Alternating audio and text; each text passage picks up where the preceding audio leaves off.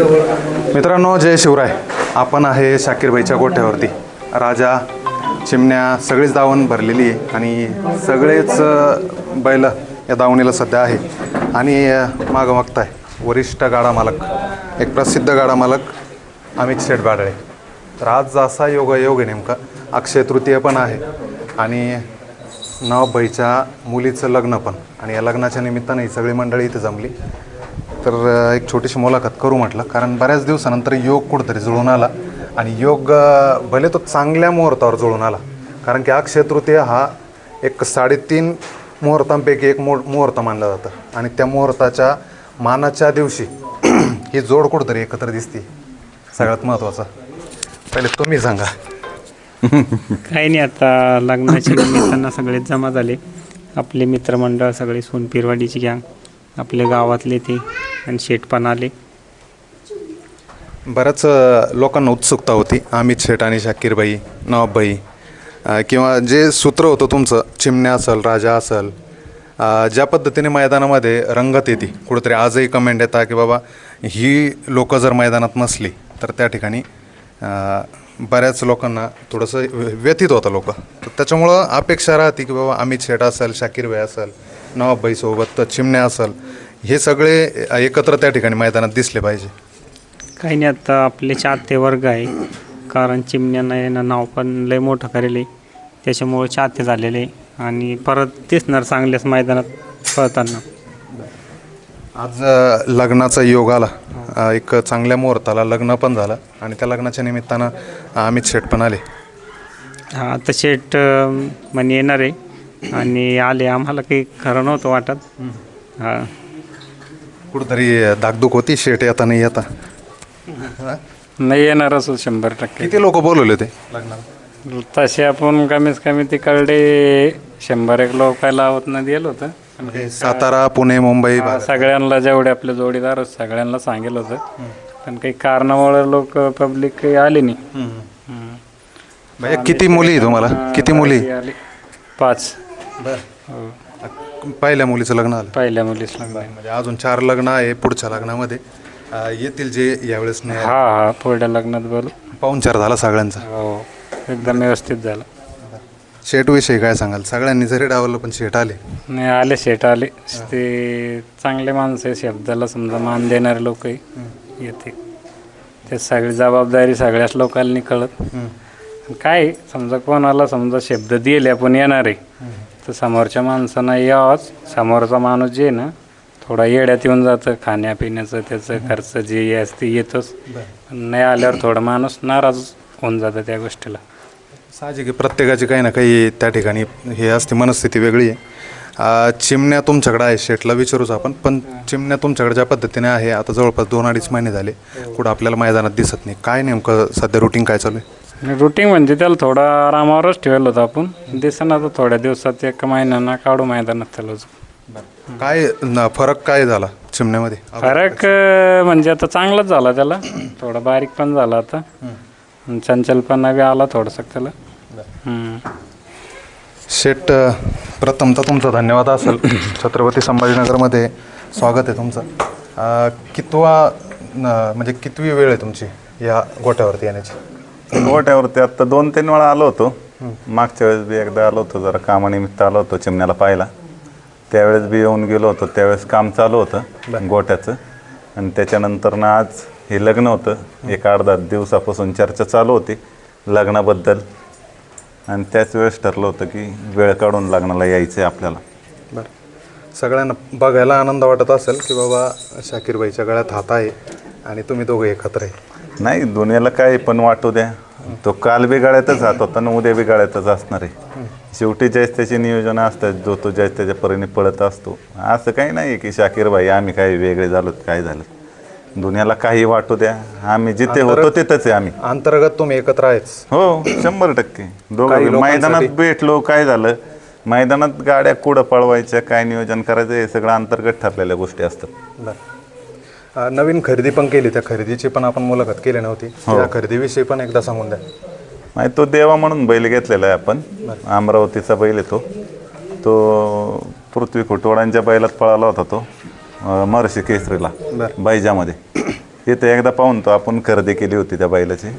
चांगला आहे, दोन्ही कांदे पळतो बैल. कितीपर्यंत खरेदी आली? तो 23 लाखाचा बैल आहे आपला. 23 लाखाला खरेदी केलेला आहे आपण. एक मोठ्या खरेदी करण्यात तुम्ही मानलं जाता, महाराष्ट्रात एक वेगळी ओळख झाली किंवा मोठी खरेदी म्हटलं तर अमित शेठचं नाव पुढं येतं. हां, ह्या खरेदीला का कमी किंमत नाही असं काही नाही. समोरच्या मालकाची जी अपेक्षा होती आणि तो बैल जास्त करून इकडे सेकंदाला पळालेला होता. इकडे जास्त आपल्या 3 फेऱ्यात फक्त 1-2 मैदानं केली होती आणि त्याच्यामुळे जास्त मार्केटला आहे त्या गोष्टी नसल्यामुळं तो बैल आपल्याला व्यवस्थित रकमेला मिळाला. गतीला बी फुल आहे बैल. पहिलं मैदान मी त्याचं काशेगावचं केलं. काशेगावला कडणी सेमीमध्ये लागला होता. रायना आणि सावकारच्या सेमीमध्ये 19-20 फरकात मार खाल्ला होता बैलाने. किती मैदान झाले त्याचे? आत्ता फक्त 2 मैदान झाली. एक काशेगाव झालं आणि एक सासवडला 1 नंबरचा मानकरी झाला. आता जो अमरावतीचा देवा पळतोय ती देवाची गाडी कडेने पळून 1 नंबर केला होता त्याने. म्हणजे आल्या त्याने पण आपल्याला गुलाला ठेवलं. पण ज्या पद्धतीने चिमण्याचे पैरे होत होते किंवा चिमण्याला जी गती होती, हो, तर त्याच पद्धतीचा आहे का गतीचा? आता कसं आहे, चिमण्या हा विषय वेगळा आहे. म्हणजे मी आत्ता महाराष्ट्रात किती बी बैल घेऊ द्या, त्याची तोड होऊ शकत नाही. कारण तो जीव होऊन गेलेला आहे. त्याने जे मला दिलेलं आहे, 1 वर्ष झालं मी चिमण्या घेऊन, ते मला नाही वाटत महाराष्ट्रात कसला बैल मी घेतला तरी ते करू शकतो म्हणून. आत्ता म्हणजे त्याच्यावरती एवढा समाधानी आहे मी की म्हणजे काय करू नाही करू भविष्यात तरी पण समाधानी राहील. पण अख्ख्या महाराष्ट्रात एक वेगळी ओळख माझी निर्माण करून दिलेली आहे त्यांनी. आता काय सांगाल चिमण्याची फिटनेस तुम्ही कसं बघता अगोदरपेक्षा? नाही, आत्ता पहिल्यापेक्षा खूप बैल हलका केलेला आहे नवाबाईनी आणि आहे थोडासा चांगल्या तयारीत आत्ता उतरेल मैदानात. आता 2 दिवसावरच कोरेगावचं जे मानाचं मैदान आहे ते मैदान येत आहे. हो, त्या मैदानात आतुरता आहे, बऱ्याच जणांना अपेक्षा आहे किंवा चिमण्या त्या ठिकाणी येणार. बघू ना आता नियोजनावरती नवाबाई, आमच्या सगळ्यांच्या नियोजनावरती. म्हणजे काही गोष्टी आहेत त्या सांगून करण्यापेक्षा दाखवून करू ना. कुठेतरी काही एक पर्सेंटेज आहे का बा चिमण्या मैदानात येऊ शकतो? आणि ज्या दिवशी येईल त्या दिवशी सरप्राईज चांगला असेल चिमण्याचं. आणि तो जो चिमण्या होता तो पाहायला मिळेल लवकरच लोकांना मैदानामध्ये. बरं, एक स्टोरी ठेवली मी आता, त्याच्यावर पण बोलू. कारण बरेच जण प्रश्न करतील पण मला आणि फोन पण येतील बऱ्याच जणांचे. तर त्या स्टोरीवरून मी विचारतो की नेमकं मोठ्या खरेदीचा काहीतरी आहे का डोक्यात? नाही, मोठ्या खरेदीचा आत्ताच आपण एक खरेदी केलेली, त्याच्यामुळं खरेदीचं काय आत्ता चिमण्या बी येईल मैदानात. त्याच्यामुळं असं काही नाही, चालता बोलता आपल्या मनात आलं तर आपण खरेदी करून टाकतो. असं काही नाही की पक्की करायची किंवा काय करायची. या चालता बोलता होणाऱ्या गोष्टी आहेत. पण छोट्या देवावर तुम्ही डोळा ठेवून आहे बऱ्याच दिवसाचं आणि मागे पण चर्चा बरीच रंगली, तुमचीही रंगली, संतोष शेठची पण रंगली. हो, आणि दोघांच्या याच्यात कुठेतरी तो एक सामंजस्यपणा दाखवत होऊ शकतो का व्यवहार, असं आहे का? 100% होईल. 100% होईल. एक तर संतोष शेठच्या दावणीला जाईन तो बैल, नाही तर काही ना काही घडेल. नक्कीच एक चांगला संकेत आहे. आणि दावणीविषयी काय सांगाल? आता गोठा बऱ्याच दिवसाचं काम चालू होतं, आज कुठेतरी पूर्णत्वास आहे, हो, थोडंफार राहिलेलं आहे. आता सँडी शेठ तुम्हाला एक सांगतो, शाकीर बाईला मी आज ओळखत नाही. शाकीर बाई ज्यावेळेस कुठंच मार्केटला नव्हते त्यावेळेसपासून मी शाकीर बाई बरोबर आहे. हे जे सगळं साम्राज्य त्यांनी उभं केलेलं आहे, हे सगळं झिरोमधनं उभं केलेलं आहे. अक्षरशः माझ्या समोरच्या गोष्टी आहेत. म्हणजे शाकीर बाई मैदानात लोकांना पैरे करून पळत होते, त्यावेळेस कोणी लक्ष दिलं नाही. ज्यावेळेस राजा सम्राट पळायला लागले, चिमण्या आला, हे सगळं शून्यातून उभं केलेलं म्हणजे शून्यातून उभं केलेलं आहे शाकीरबाईंनी. माझ्या समोरचे कष्ट आहेत सगळे त्यांचे. काय एक यूट्यूबर म्हणून नाही पण एक मित्र नात्याने मी मुद्दामून तुम्हाला प्रश्न विचारतो. तुम्ही प्रसिद्ध गाडा मालक आहे. हो, आणि चिमण्याला बऱ्यापैकी पायऱ्याला अडचणी आल्या हो, नाही सगळ्यांनीच, म्हणजे ज्याला त्याला चिमण्याच्या गाड्यात पळायची इच्छा होती. हो, पण आज ज्या पद्धतीने आपण बघतोय शाकीरबाई बॅकफुटवर आहे, राजा कमी पळतोय किंवा बाकीची इतर नंदी असतील, हो, तर या पायऱ्याच्या अडचणीला सामोरं जात आहे. हो, मग नेमकं ज्या लोकांना शाकीरबाईंनी पुढं केलं, समजा आतापर्यंत त्यांचा रेकॉर्ड राहिलेला आहे, मित्र नात्याने मी सांगतो की कोणाकडनं वायदी न घेता बैल पळवला, 100% राजा पळवला, आणि आज त्याच व्यक्तीला कुठेतरी त्रास होतो का? 100%.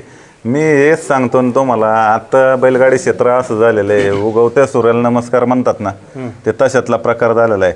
काल शाकीरबाईने माझ्यासाठी काय केलं होतं याचं काही लोकांना घेणं देणं नाही आहे आत्ताच्या चालू स्थितीला. आज शाकीरबाई बॅकफुटला असेल किंवा काय असेल ते या गोष्टींचं लोकांना काही घेणं देणं नाही पडलेलं. बरोबर. एखादा पुढं चालला असेल तर त्याला मागं कसं घ्यायचं हे चांगलं माहिती आहे बैलगाडी क्षेत्रात प्रत्येकाला. पण मग याच्यात माणूस पण शाकीरबाई मध्ये एवढी धमक आहे तो कोणत्याही वेळेला काहीही करू शकतो एवढा भरोसा आपला त्याच्यावरती आहे. माणूस की हे नातं पण कुठेतरी दर्शवलं पाहिजे, दिसलं पाहिजे ना. दिसलं पाहिजे पण तसं राहिलेलं नाहीये. तुम्ही पण बघताय आता मैदान क्षेत्रात की माणूस की हा विषय संपलेला आहे. जर तुझा बैल पळत असेल तर तुझ्या मागं अख्खा महाराष्ट्र असेल. नक्कीच. जर बैल पळाला नाही तर कोणी सलाम करायला मोकळं बी नाही या क्षेत्रात.